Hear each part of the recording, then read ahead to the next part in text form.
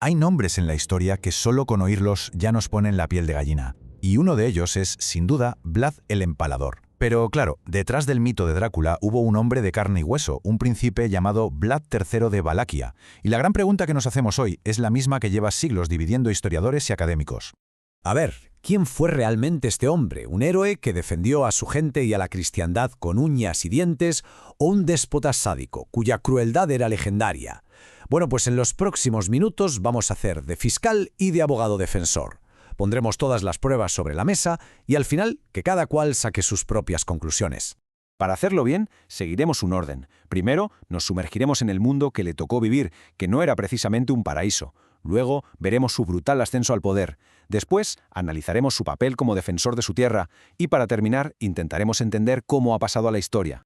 Empecemos por el principio, porque para entender al hombre es fundamental entender la época, y el mundo de Vlad, bueno, era un auténtico crisol de violencia.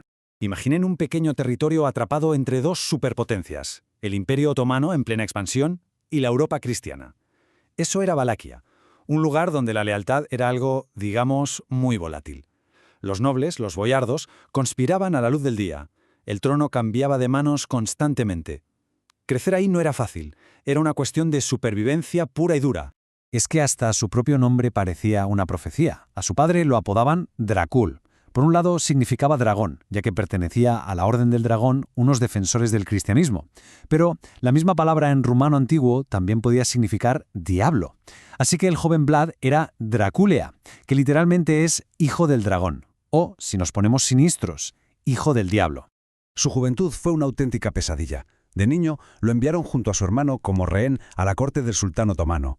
Se pasó años allí, con la amenaza de la muerte pendiendo sobre su cabeza cada día. Y mientras estaba cautivo, le llegó la noticia. Su padre había sido asesinado y a su hermano mayor lo habían torturado y enterrado vivo. ¿Los culpables? Los mismísimos boyardos de Valaquia.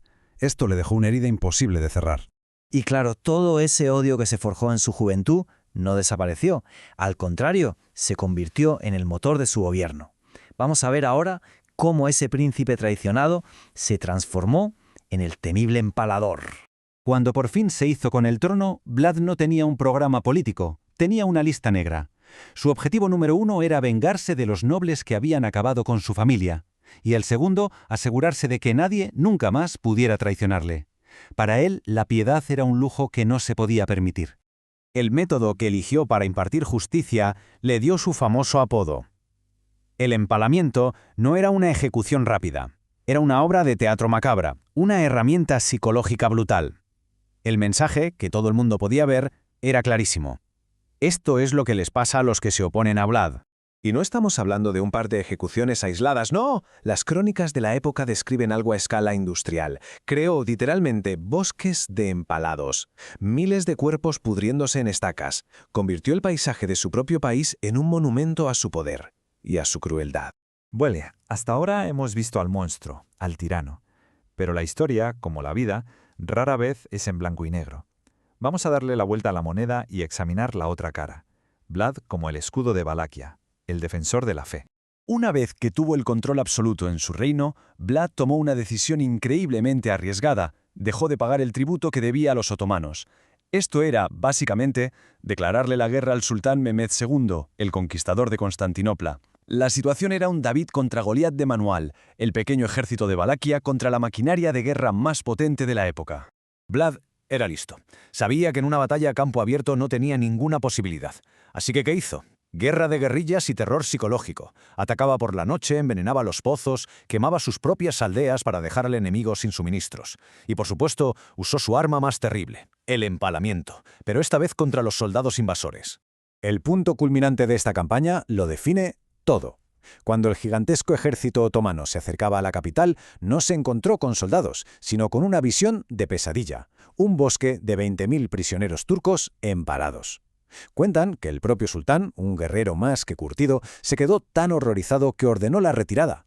La mayor atrocidad de Vlad se convirtió, irónicamente, en su victoria más brillante. Entonces, ¿qué tenemos? Un monstruo y un héroe en la misma persona. ¿Cómo es posible? Pues en esta última parte vamos a ver cómo el hombre se convirtió en mito y qué es lo que nos ha quedado de él. Hoy en día es como si hubiera dos Vlads. Por un lado, en Rumanía y en esa zona de Europa, muchos lo recuerdan como un héroe nacional, un líder duro sí, pero necesario para defender la independencia. Por otro lado, en el resto del mundo, gracias a la novela de Bram Stoker, su nombre se ha convertido en sinónimo de Drácula, el vampiro, el ícono del terror por excelencia. A pesar de toda su astucia y su brutalidad, su reinado no fue eterno. Las alianzas políticas son frágiles, fue traicionado y acabó pasando años en prisión. Consiguió volver al trono una última vez, pero su destino ya estaba escrito. Murió como había vivido, en plena batalla. Y como humillación final, le cortaron la cabeza y la enviaron a Constantinopla, como un trofeo para el sultán. A ver, hagamos un resumen. A favor del héroe, defendió su patria, puso orden en un reino caótico y se enfrentó a un imperio gigantesco. A favor del tirano, gobernó a través del miedo, masacró a miles y usó la tortura como su principal herramienta política. Los hechos están ahí. Al final, la historia de Vlad nos enseña algo importante. La historia no siempre recuerda a los más buenos o a los más justos. A menudo recuerda a los que dejan una marca imborrable. Y la de Vlad fue tan profunda, tan brutal, que alteró el curso de una guerra y grabó su nombre a fuego en la memoria colectiva. Para bien y para mal. La historia de Vlad nos demuestra que una misma persona puede ser, a la vez, un salvador para unos y un monstruo para otros. Que todo depende del cristal con que se mire. Hemos presentado las pruebas, los argumentos de ambas partes. Así que ahora, la pregunta final queda abierta. ¿Héroe o tirano? ¿Cuál es el veredicto?